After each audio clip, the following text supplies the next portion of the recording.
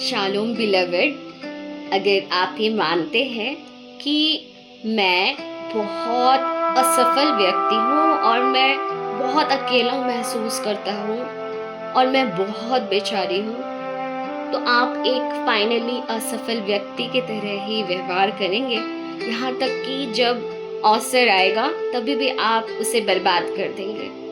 उसी जगह यदि आप यह विश्वास रखते हैं कि मैं किंग का पुत्र हूँ, तो आप कठिनाइयों में भी आत्मविश्वास के साथ आगे बढ़ेंगे। मेरी बाइबल कहती है, नीति वचन 23 वर्स 7, मनुष्य अपने मन में जैसा सोचता है वैसा ही वह हो जाता है। Activity doesn't create identity, identity creates activity. गतिविधि से पहचान नहीं बनती, पहचान से गतिविधि बनती है। आपका जीवन आपकी पहचान की परछाई है। व्यक्ति को बदलो तो परछाई भी बदल जाएगी, है ना। गलतियों 4:7, इसलिए तू अब दास नहीं परंतु पुत्र है, और जब पुत्र हुआ तो परमेश्वर के द्वारा वारिस भी हुआ। क्या आपको पता है, टर्म स्लेवरी सिर्फ एक स्थिति नहीं है, यह एक मानसिकता है। जंजीर तो टूट सकती है, लेकिन अगर मन अभी भी जंजीरों में जकड़ा हुआ है तो आप आजाद होने के बाद भी गुलाम की तरह ही जीवन जिएंगे। आप कभी भी अपने इमेज से ऊपर तब तक उठ नहीं पाएंगे जब तक आप स्वयं को स्लेवरी मेंटालिटी से आगे निकलने का निर्णय नहीं लेते, अपने मन में ठान नहीं लेते कि मुझे ये नहीं चाहिए परमेश्वर।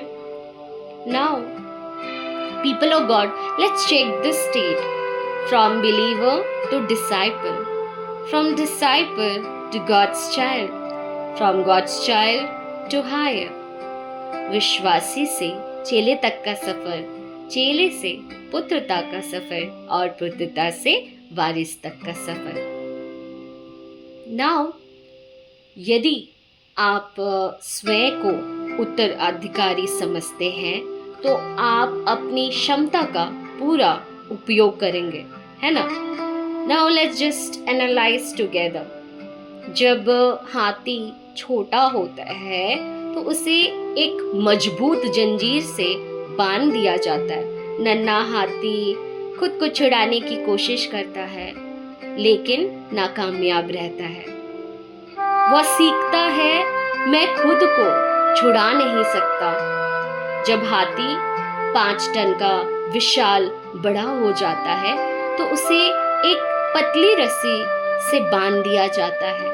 अब वह रस्सी को आसानी से तोड़ सकता है लेकिन कोशिश ही नहीं करता, क्योंकि उसके दिमाग में रस्सी मतलब नामुमकिन मानसिकता है। मानव दासत्व की मानसिकता भी कुछ इसी तरह है। कई विश्वासी मसीह में 5 टन के वारिस हैं, लेकिन एक छोटी सी रस्सी से बंधे हुए हैं। आज भी गुलामी की तरह जीवन व्यतीत करते हैं। उदाहरण के तौर पर मैं हमेशा असफल रहता हूँ। उन्हें लगता है कि अगर मैं और उपवास करूंगा तो ही परमेश्वर मेरी सुनेंगे। उन्हें परमेश्वर की उपस्थिति में प्रवेश करने का आत्मविश्वास नहीं आता। उन्हें लगता है कि वो परमेश्वर से बहुत दूर हो चुके हैं। उन्हें लगता है कि परमेश्वर सिर्फ anointed man of God, women of God की ही प्रार्थना सुनता है, या प्रेयर टावर से प्रार्थना करवाने से ही उनकी दुआएं कबूल की जाएगी। यीशु ने क्रूस पर जंजीरें तोड़ दी है, लेकिन मैक्सिमम लोग अब भी बंधे हुए की तरह जीते हैं। पुत्रता की मानसिकता आपको एहसास होता है रस्सी एक झूठ है, आप आजाद होकर चल सकते हैं। हालेलुया। गलतियों की किताब 4:7 में यही तो लिखा है, इसलिए तो अब दास नहीं परंतु पुत्र है, और जब पुत्र हुआ तो परमेश्वर के द्वारा वारिस भी हुआ। यह विरासत हमें कोई हमारे अच्छे काम की वजह से नहीं मिली, ना ही क्योंकि मैं अच्छा वर्शिप करती हूँ या अच्छा पढ़ाती हूँ, या विरासत मुझे परमेश्वर से मिली है। Slave focuses on doing to become. Son focuses on being, and doing flows from being. अगर मैं अच्छे काम करूँगा तो परमेश्वर मुझसे प्यार करेगा, अगर मैं असफल हुआ तो परमेश्वर मुझे रिजेक्ट कर देंगे। पौलुस कहता है, तुम्हें व्यवस्था, पाप, भय और सांसारिक व्यवस्था की गुलामी से मुक्त कर दिया गया है। अब तुम्हें पुत्र के रूप में स्थान दिया गया है। हालेलुया। मेरी बाइबल कहती है गलतियों 4:7, इसलिए तू अब दास नहीं परंतु पुत्र है, और जब पुत्र हुआ तो परमेश्वर के द्वारा वारिस भी हुआ। Praise God. आप विरासत के लिए काम नहीं करते, आप विरासत में से काम करते हैं क्योंकि आप बेटे हैं, है ना। यीशु द्वारा हमें लेपालकपन की आत्मा मिली है। रोमियो 8:15 कहता है, क्योंकि तुमको दासत्व की आत्मा नहीं मिली कि फिर भयभीत हो, परंतु लेपालकपन की आत्मा मिली है, जिससे हम हे अब्बा, हे पिता कहकर पुकारते हैं। यीशु ने अपनी धार्मिकता विरासत के रूप में आपको दे दी है। 2 कुरिन्थियों 5:21, जो पाप से अज्ञात था उसी को उसने हमारे लिए पाप ठहराया कि हम उसमें होकर परमेश्वर की धार्मिकता बन जाए। Praise God. यीशु के द्वारा आपको और क्या मिला? अनंत जीवन की विरासत यीशु में मिलती है। तीतुस 3 उसका 7 में लिखा है, जिससे हम उसके अनुग्रह से धर्मी ठहरकर अनंत जीवन की आशा के अनुसार वारिस बने। यीशु के द्वारा हमें अधिकार और राज्य का विरासत मिला है। लूका 12:32, हे छोटे झुंड मत डर, क्योंकि तुम्हारे पिता को ये भाया है कि तुम्हें राज्य दे। Hallelujah.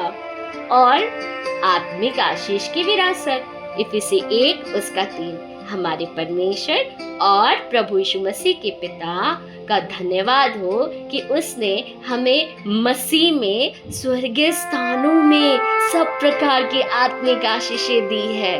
So the point is, we don't have scarcity problem, we have an access problem.